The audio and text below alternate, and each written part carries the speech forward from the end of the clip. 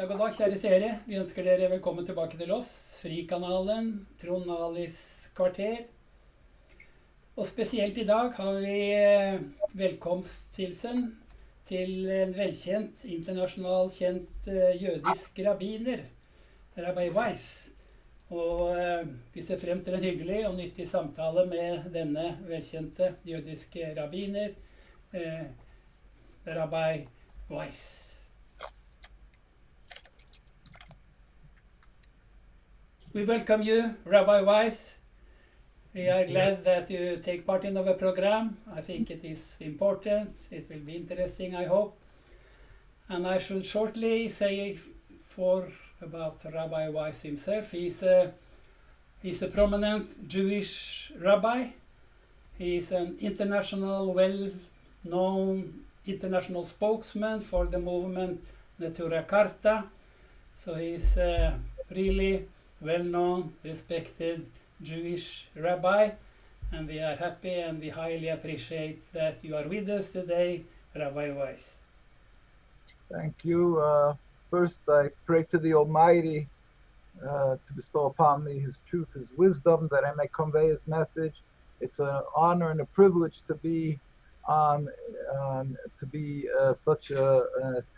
to be a guest of such a distinguished person in your program. It's really, we know you for many years. Your activities is known throughout the world. I mean, you've done so many good things. God should help you to be able to continue for long years and accomplishing what you're doing. And of course, we've worked together with the help of the Almighty on the issue of Palestine.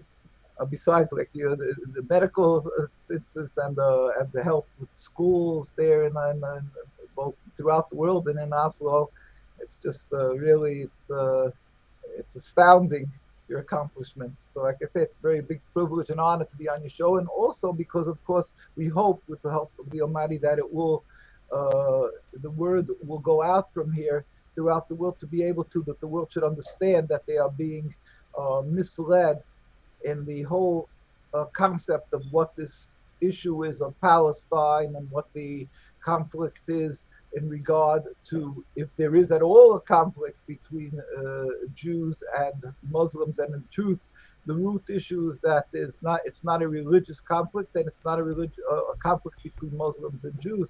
It's just unfortunate because of the Zionist their concerted effort that it has been presented to the world as a religious conflict. And we hope that with God's help, this program should be able to correct this terrible misnomer and shall bring peace to the world and sanctify God's name.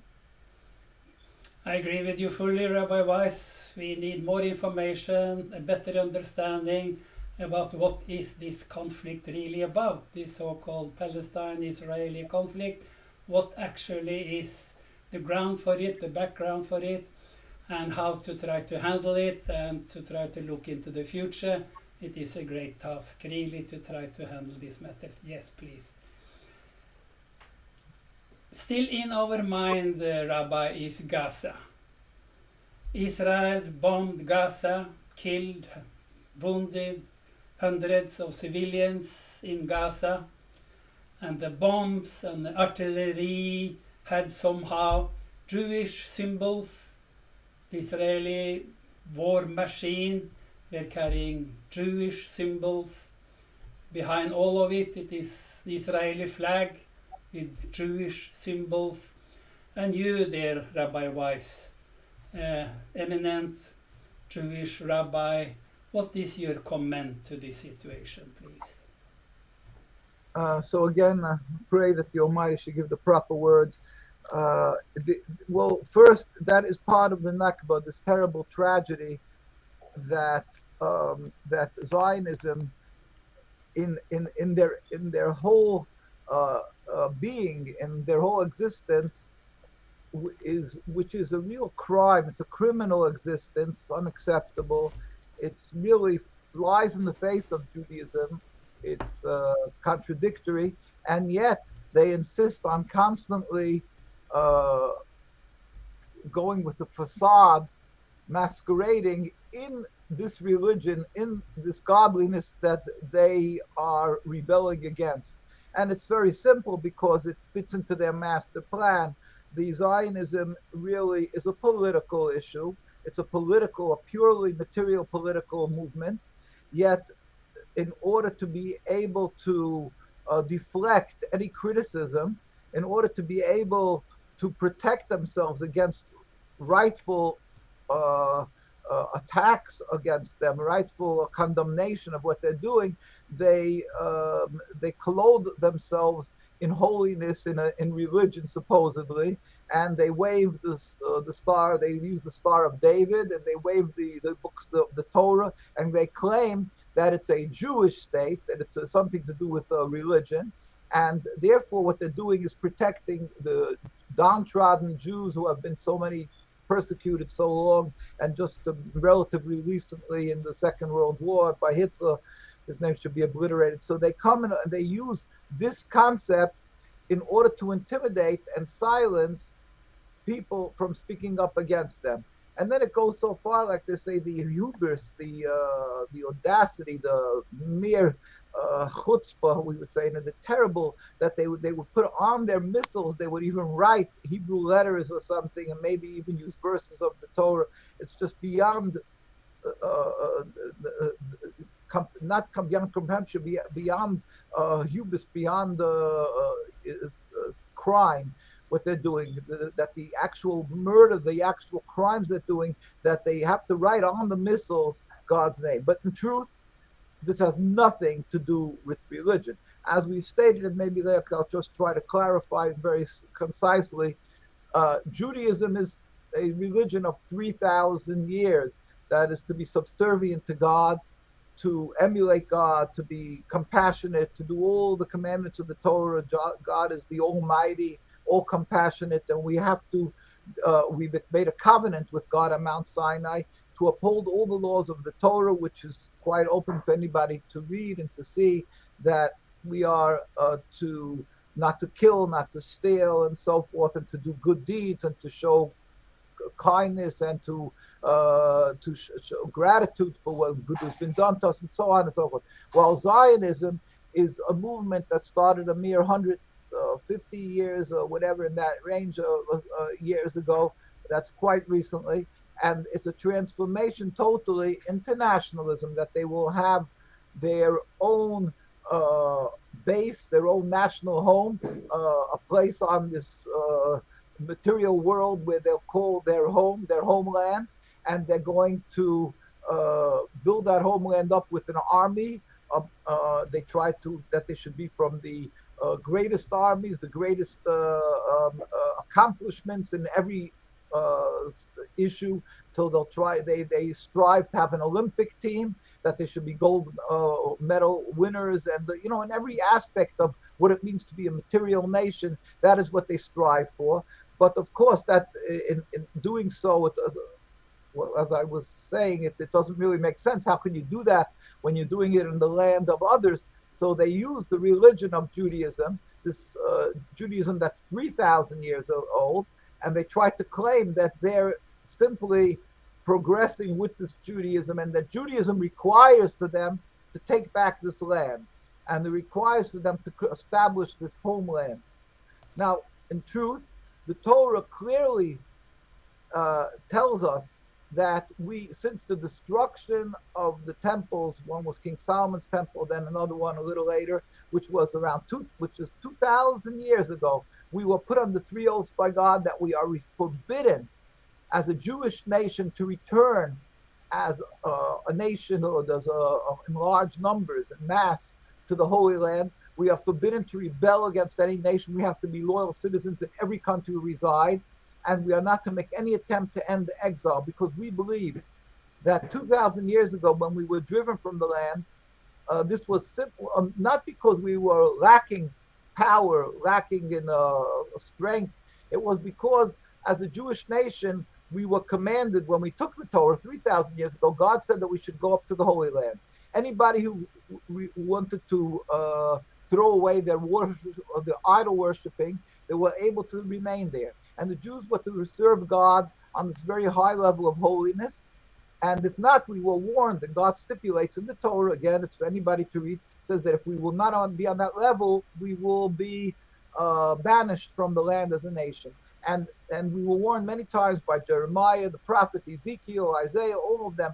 And it happened that 2,000 years ago, it culminated in the destruction of the temples, and Jews were sent into exile. And then we were put under these three oaths. God warned us through the prophets. King Solomon, when he built the temple, he actually he wrote this book, this prophecy called Shir Hashirim, Song of Songs. We said these three oaths that we are not to return in mass once God sends us into exile. Not again, the reason God sends us into exile because we were not up to par on this very high level of holiness that's required in being in the Holy Land. In other May I words, ask you, Rabbi? Excuse me yes, for interrupting you, but 1 second back to Gaza. We know that Israel and the Zionists, and you talk about the Zionists, they say that they defend Judaism and they represent Judaism. right. They are defending Judaism. But it seems you say that, on the contrary, they are offending Sir, Judaism. Is this a correct conclusion? uh, directly, clearly, 100%. Because, and like I'm saying, in the Torah, the concept of simply creating the Jews, not only in Gaza, but stepping into the Holy Land and declaring that they're going to create a Jewish sovereignty, that is a direct rebellion against this. Now it's 2,000 years that we've been in exile, that God said that we are forbidden to reestablish any type of Jewish sovereignty. And of course, and it has no resemblance to Jewish sovereignty of holiness that was in the time of King Solomon and so forth. But any type of Jewish sovereignty is forbidden. And to return, it says clearly again the three oaths: not to return en masse, and not to rebel against nations, not to try to end exile, because it's a godly decree. And the reason God gave us this decree is that He said that we should be spread out through the nations for two reasons. One, that it should bring us to be humbled, and eventually we believe there will be a day when God will reveal His glory throughout the world, where all humanity will serve God in harmony. Then we will go up and God will build a temple where all humanity will serve the Almighty in harmony.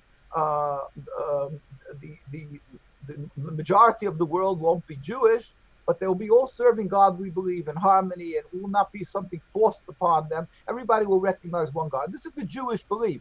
But the concept of going and returning, not through God, not through this peace that the God will establish in the world, His kingdom, this is expressly forbidden. So when the Zionists came along, and not only Gaza, but again, when they came to establish this nationhood, all the rabbinical authorities around the world, almost in its entirety, I mean, they found a few rotten apples around the way, but the rabbis around the world, we put out a book called The Rabbis Speak Out, from Lithuania to Poland from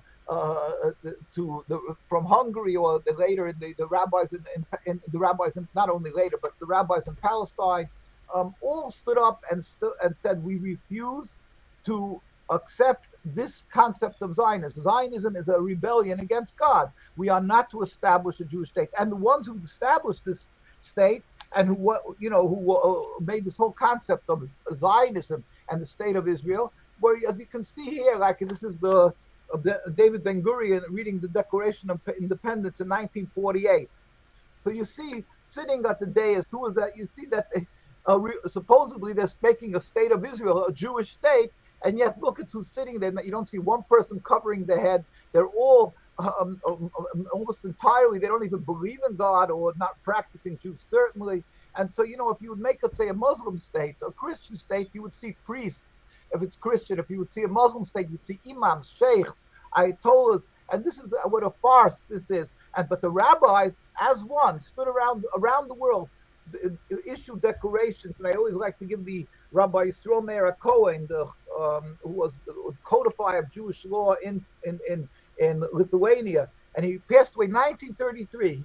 He lived from 1839 to 1933, and that was way before the state of Israel like over 10 years. And he said in one of his writings, he said, the Zionists are dead limbs of our people, which causes the entire body to rot. In other words, this group is going to cause the entire Jewish body to rot. So I mean, this is the way they looked at this concept of Zionism. Now, Zionism, unfortunately, was ratified by the United Nations in 1948. They went through all those years, and you went, and now when we're culminating, we're talking here about Gaza. So when they're going in and they're claiming to protect Jews in Gaza, then they're ignoring the fact that from its establishment until today, there's been Jews who stood up and have been fighting them and being brutally beaten. I carry always around, these are the pictures of this, just this last month. This is well, that's actually end of June. This is the chief rabbi of Palestine. Now, when I speak about the chief rabbi in Jerusalem, this is of the Jewish community that refuses to recognize the Zionist state. So we have a rabbinate. The rabbinate has been there to represent the Jewish communities from before the state of Israel. It has nothing to do with this aberration, with this Zionism. But so we have a whole big community of hundreds of thousands of people. And then when the rabbis, as they went, succession of rabbis that passed on, here this is the last one, Rabbi Weiss, when he took over. So you can see in the streets of Jerusalem, there's hundreds of thousands of people went to greet him. And this is in the streets right over there, where over 10,000 people, and just here in this area to greet the rabbi. And this is the picture of him. Now, he just went out. Just this last month, they went out to demonstrate against the Zionists, and they were brutally attacked. Here, what they're doing at this occasion, why they were attacked, is because the Zionists have no respect for the Torah or for God, although they traipse around and say they're a Jewish state. Yet they make autopsies. Besides what they're doing to the Palestinian people, driving them from the homes, killing them, maiming them, and oppressing them. But they have no respect for the Jewish community. So they beat them, arrest them, but they dig up graves for archaeological purposes. So now they're busy in, I think, Mount Hermon. They found old graves of 2,000 years ago. There was the rabbis from that time. And so they know the exact dates of these rabbis. So they're digging up these graves, and the Jewish people are there trying to protect it. So they're being brutally beaten and attacked, and nobody speaks about this. Nobody goes, and this is just something that's a continuation of the Zionist attacks that and like we always speak about the arrests of Jewish people. Every boy and girl who turns 17 becomes a criminal in Palestine, because they have mandatory military service. Our boys and girls, the religious, refuse to go to the army. So they get arrested. They put on them army uniforms forcefully behind the bars to psychologically demean them. Here you see a girl crying. She's carrying a prayer book, and she's behind bars because she refused to go in the army. You have children, young children, you see being brutally attacked and beaten because they're demonstrating against Zionism. We never carry arms, yet they brutally attack, arrest, and they murder. We have old rabbis who have been assassinated. This is ongoing. And as I was showing you the picture, they had no respect. Everybody knows who this great rabbi is, Rabbi Weiss, and he went with a car of old rabbis of the judges of his court to go demonstrate, and they threw in shock bombs at them, and this is just an ongoing phenomenon.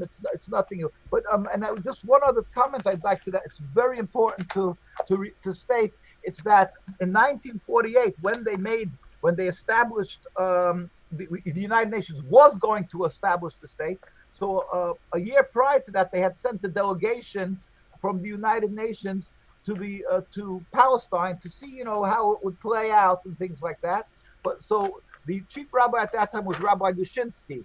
Rabbi Dushinsky was because it's a lifetime position, and he was the chief rabbi. Then he met with the delegation of the United Nations, and he declared, and it's the United Nations records, he said, "We furthermore wish to express our definite opposition to a Jewish state in any part of Palestine.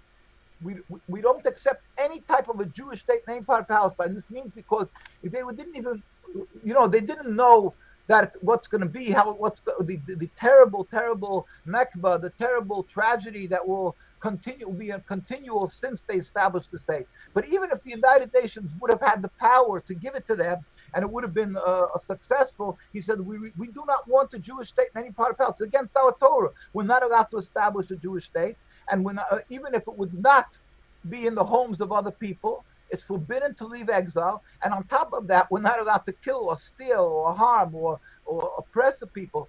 And especially, mind you, the Palestinian people and the Muslim nations around, that they had been they provided a safe haven and a home for Jews when the Jews went through a lot of the history of the hundreds and hundreds of years. There was forced conversion. They tried to forcefully convert Jews. There was the Inquisition, where they burnt people at the stake if they refused to convert. It's very famous about the Marranos. Now Jews were embraced in Muslim countries, in the Ottoman Empire and so forth. And Jews went to Palestine, which was under the Ottoman Empire, and they were able to flourish in all the Arab countries, in the Muslim countries, and in Palestine. And they lived together in the same courtyards and as brothers and sisters without any problem, even though there's a distinct difference in religion between Islam and Judaism. Yet this was never an impediment of our coexistence. So Jews lived together with a difference of religion, and there was no problem. We didn't have to have any United Nations or anything. The Zionists came along at the beginning of around the 1890s, or when that area, 1880s, 1890s, and they started to establish what they wanted, to create a homeland.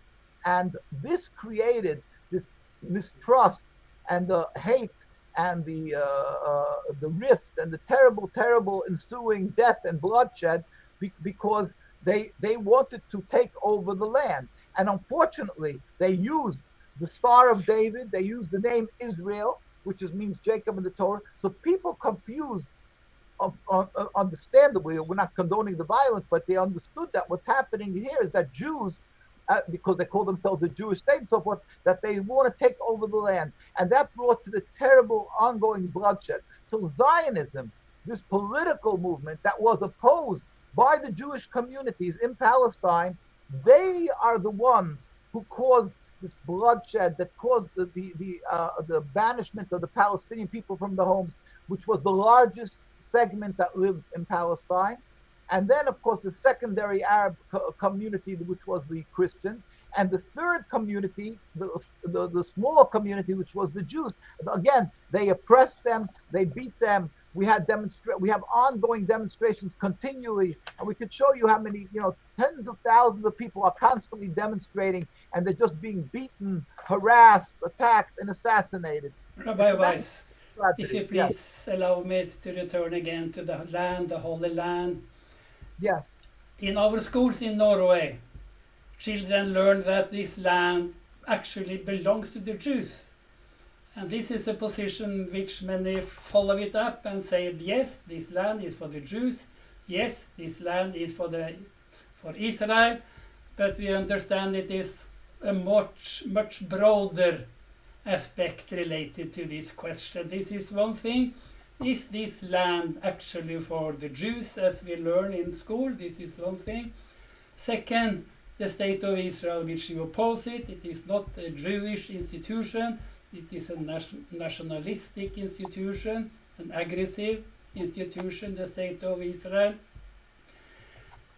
But if we take your position, Rabbi Weiss, and say that we oppose this state, it is not a Jewish state, it is not a just establishment, it is an aggressive element, and it is not an establishment which may lead us to peace and justice. If we say these matters, establish and follow up your position against the state of Israel, we are called anti-Semites. What is your comment to this? What we should answer them? The reason why they are successful, of course, is because they are the movers and shakers of the mainstream media. So they enjoy the power of the microphone, and they tell people the narrative that they would like to present, totally ignoring the facts on the ground and what's happening there in Palestine. Like I said, anybody who would like to really look at the history, you would see the history of Jews living together in peace, you would see that the Jews did not aspire to take control of the land. On the contrary, all our rabbis, including in the 1920s, this is the rabbi who was in the 1920s, the chief rabbi of Palestine, Rabbi Sonnenfeld of blessed memory, met with the king of Transjordan and gave over a statement stating that could clearly do not have any, we don't aspire, we do not want to take anything that is the Muslims that belong to the Muslims, that belong to the Arabs. We have no aspiration for that whatsoever. It's against our belief. So we have hundreds of thousands of people demonstrating constantly, and even in America, in front of the White House, we have literally tens of thousands going out there when this Netanyahu came to the White House. So this is something that's ongoing. So the Jewish people didn't accept what the Zionists say. The Jewish people that are living there are daily being beaten and arrested, which the large communities that were living prior to the Zionist state. So that the fact is on the ground, not as the teachings are in Norway, or unfortunately not only in Norway. I mean, we're talking about in Europe or in the United States, and of course in Israel, that they keep on teaching them that it's our land and that the Palestinians are the villains and they're attacking the Zionists.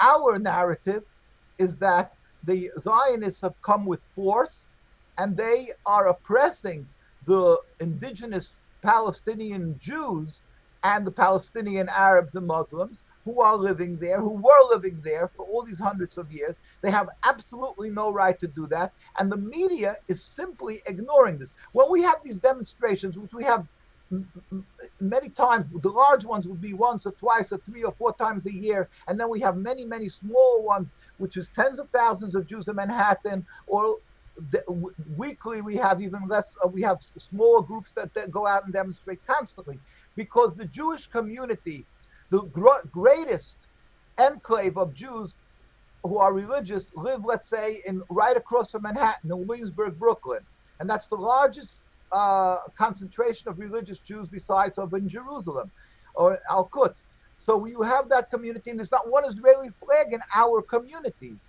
The same thing if you will go to London, to Stamford Hills, which is the very religious community, you won't find Israeli flags. The same thing is in Montreal, Canada, or wherever the very religious community they are. The more the religious, the more anti-Zionist, and they demonstrate. They speak up. And the news never broadcasts this. This is never shown. Press TV is the one that maybe had pictures of this, but the mainstream media just simply did not cover our demonstration. They do not cover when there's a traffic jam because of our demonstrations in Manhattan. The mainstream media even refuses to address the reason for the traffic jam. They seem to skirt the issue. The reason is because either they are owned, some of the media is owned purely by Zionists, which they're very careful to own media outlets because they want to make sure they can control the news, and or others who are intimidated because they have something called Newswatch or Camera, I think they have different news organizations that as soon as any media shows any sympathy for the Palestinian problem, for that they show sympathy or they address the fact that there's many Jews who are opposed to Zionism, they are immediately threatened by the Zionist organizations, and they accuse them of being anti-Semitic, and that they're going to lose their business. They're going to be boycotted because what they do is they contact the ones who do advertisements on their in these news outlets, and then they tell them you're going to be closed down. Now, anybody can see that this is the fact, because now, just recently, I mean, this is ongoing for a few years, but in the United States, there's, I think, over 30 states that issued statements, proclamations or something, that if you will, that they equate Judaism and Zionism. If you speak up against Zionism, then it is considered that you are anti-Semitic. And even our site, which we don't condone violence, none of our Jewish people carry guns. We never have. And that's why we have over 70 years since we're demonstrating, or more even in the Holy Land. And we're never accused of carrying guns. We don't carry arms. and we're brutally beaten and attacked, but we still don't carry out. Yet we write against Zionism because it's against God, it's against our teaching. They're using our name, and they closed our site down. They closed our what? Facebook and some of our YouTube sites. Even though what we did was we had sites that simply recorded the attack, the daily demonstrations that's going on in Al-Quds in Jerusalem, in Mea Sha'arim, in Beit Shemesh, in Bnei Brak, wherever we have demonstrations constantly, and we simply were recording the demonstrations, and we were writing that what the reason for the demonstrations, because we are anti the occupation in Palestine and the existence of the state. Because of that, it's anti-Zionist. They closed it down, and they don't give us a chance to reopen it. They just sent us a letter that, according to their issues, we are considered anti-Semitic. And this goes in their style, what's happening in the governments, in the local states, governments, and so forth, and that's in Europe also, that you're considered an anti-Semite, and it's anti-Semitic to stand up against the state. Now that is so illogical. That is such a criminal opinion, because how dare they speak about us, who are the Jews who are living there? We Jews who suffered through the Holocaust. We died for our religion, and we're living there, our communities that are in Palestine, and we're trying to uphold our religion, and we're brutally beaten by the Zionists because we're simply standing and demonstrating, because we're pleading for the right to be a Jew, a practicing Jew in the Holy Land, and they beat us for that. We have no right to stand up and speak out what clearly is our religion, what it clearly states in our Torah. It's incomprehensible. If it would be done in any other land, if anybody would dig up graves like they're doing with impunity in their occupied land of what they call the state of Israel, if it would be done in Egypt, if it would be done in Norway, if it would be done in Iran, they would be vilified. They would have the prime minister of Israel would be jumping on a plane and be all over the world traipsing around and yelling that they have to send a restitution to Israel for the damages that they've done to a community, to a graveyard in Norway or whatever it may be. Why? Because they say, they feel they are the response. They say, of course, which is the audacity, and that they are responsible for the Jews around the world, and they're the ones who are digging up graves constantly for archaeological purposes, or because sometimes they simply wanted to make an extension, let's say, if the highway Kvush 6, the Kvush 6, that means Highway 6, they wanted to make an extension. They drove right through a graveyard. They bulldozed through a graveyard, old of antiquity. And our people stood there and demonstrated and were beaten, and we tried to stop them, arrested and beaten, bloodied, and some people eventually died from the attacks on them. And nothing. The world is silent because they're looked at as they're the ones who will only do good for Jews.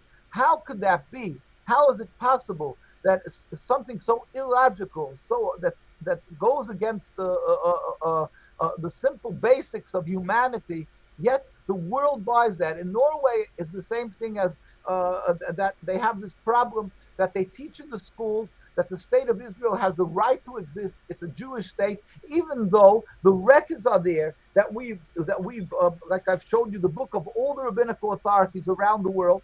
They all stand in one that they had no right to create the state. The community that was living there pleaded that they don't want the state. How could it be that we have no right to open our mouths? But that's the works of the Satan, and that is the fact on the ground now. But we hope, with God's help, through your program, through the intervention of people who are out to do what's truly what people call human rights, we call godliness, to speak up for the downtrodden Palestinians and to speak up what is righteous, that we will be able to change this ultimately and correct this terrible crime. As for changing the situation and oppose this crime, and what about state in the Holy Land of Palestine? There are some proposals to share this land and to establish a so-called Jewish state on part of it and the Palestinian state on the other part of it, the kind of two-state solution. May I ask you to comment on this, Rabbi Weiss? Well, when, as you see, thank God my beard is white, when they made the Oslo Accords, with God's help, we had our rabbis. Uh, we had a rabbi who was at the time from our community, of course, was the representative of our community in the Palestinian Authority when that was established. His name was Rabbi Hirsch of blessed memory. He had passed on already. And they actually, he was blinded in one eye. The Zionists, he lived in Jerusalem, and the Zionists poured acid in his face, and he was blind in one eye, barely able to see from the other. And he was a representative in the Palestinian Authority. President Arafat was very close with him and always spoke about the fact that he's not against Judaism, and which is in the Arab world, whether it's by the Sunnis or the Shiites in Iran or in Egypt or wherever it may be, everybody expresses that they're not against Jews or Judaism; they're against the occupation.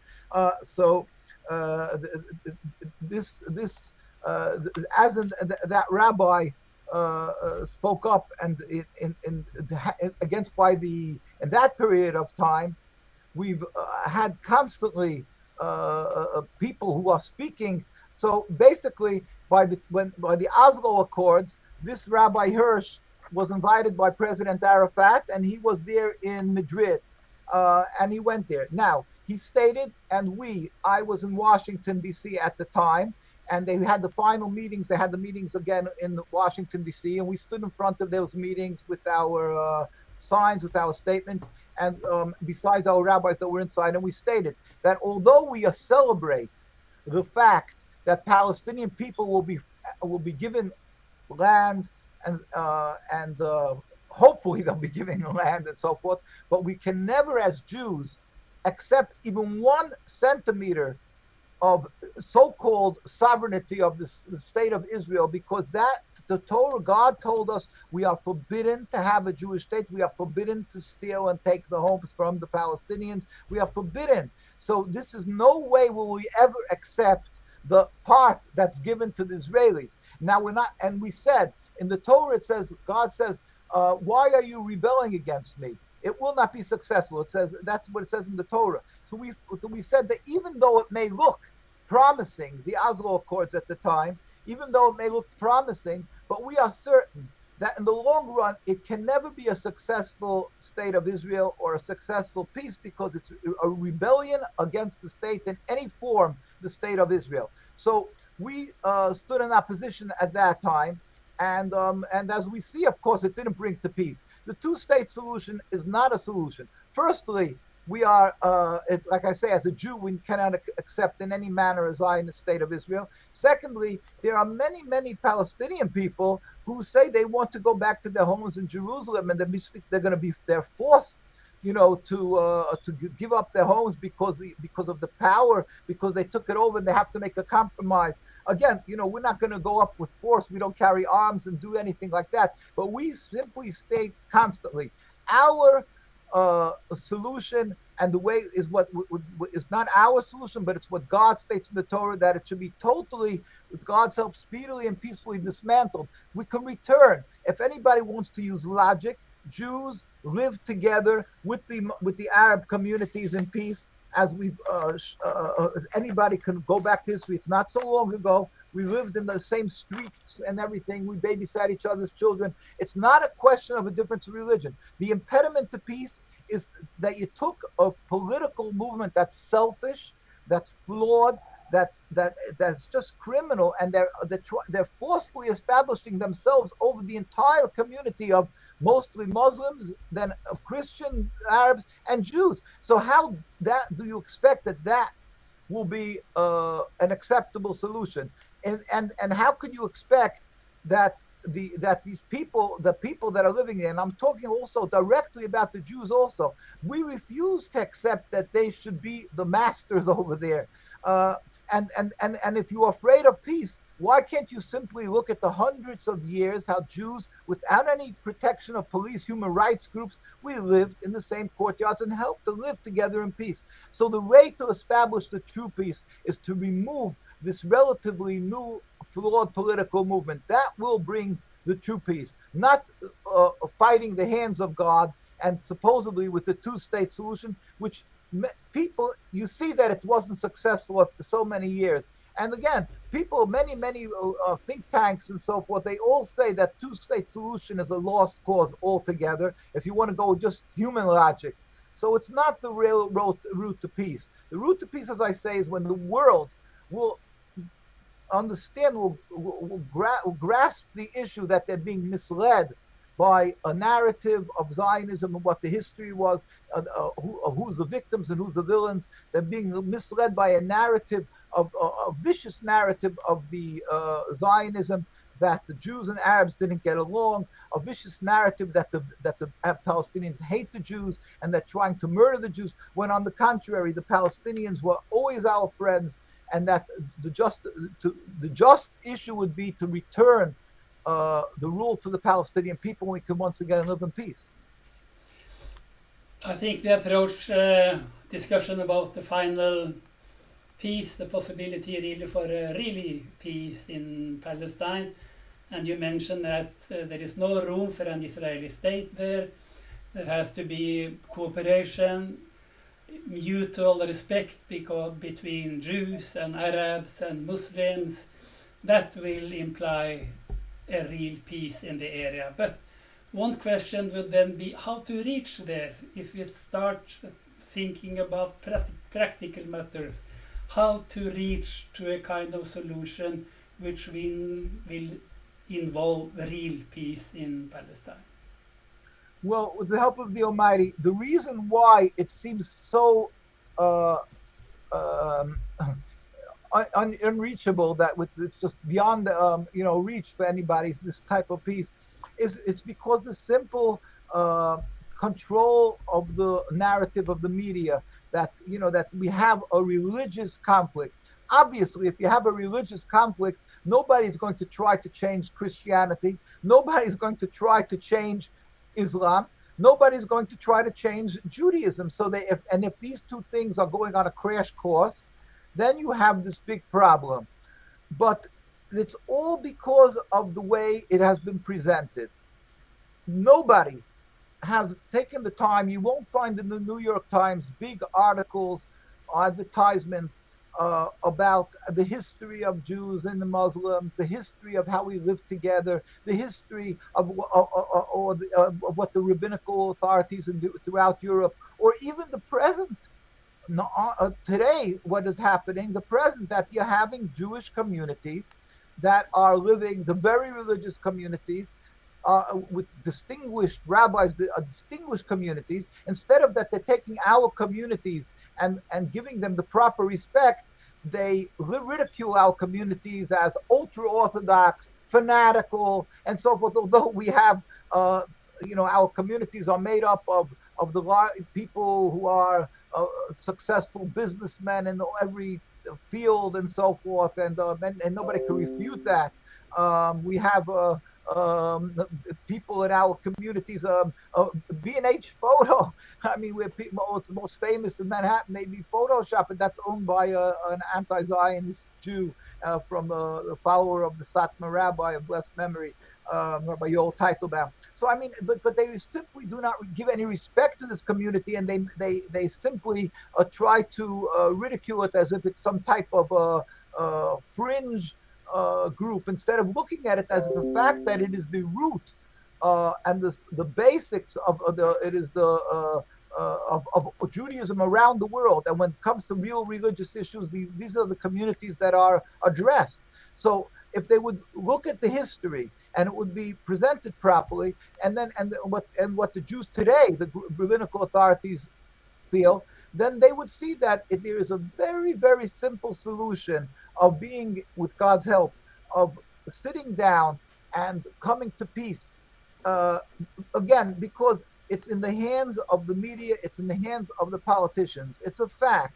I mean, we don't have to, everybody, it's a world issue that if we have a leader of a state, the leader of a country, and they're very vicious, very cruel, you can have like a Hitler did what he did in his time, made turmoil around the world. You can have that, in any country and things like that, and the whole country will change its policies and so forth. The fact of the ground is that everybody bought into Zionism. If the world decides that Zionism is an impediment to their world peace, that the repercussions of what's being done in Palestine is that there is hate around the world, when they start to that it's not in their interest of Europe and England and the United States to back and support this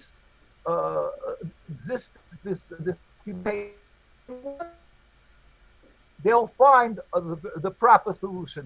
Because, as I said, President Arafat, Ismail Haniyeh, who we went to Gaza, and we had also the honor, as you know, through the people of Norway and through you, we were so thankful that we were able to help to bring that, to contribute to that, to bring an ambulance and so forth in humanitarian aid. But we were constantly standing together with these leaders in Egypt, whether it was the imams and the sheikhs over there, the heads of or the ayatollahs in Ayatollah Khomeini and today Ayatollah Khamenei, they all clearly stated they have nothing against Judaism, and they have Jewish communities that flourish, and they in now till today in Iran. They have synagogues that have the names of the Jewish synagogues out there for everybody to see, and nobody attacks it, and so forth. And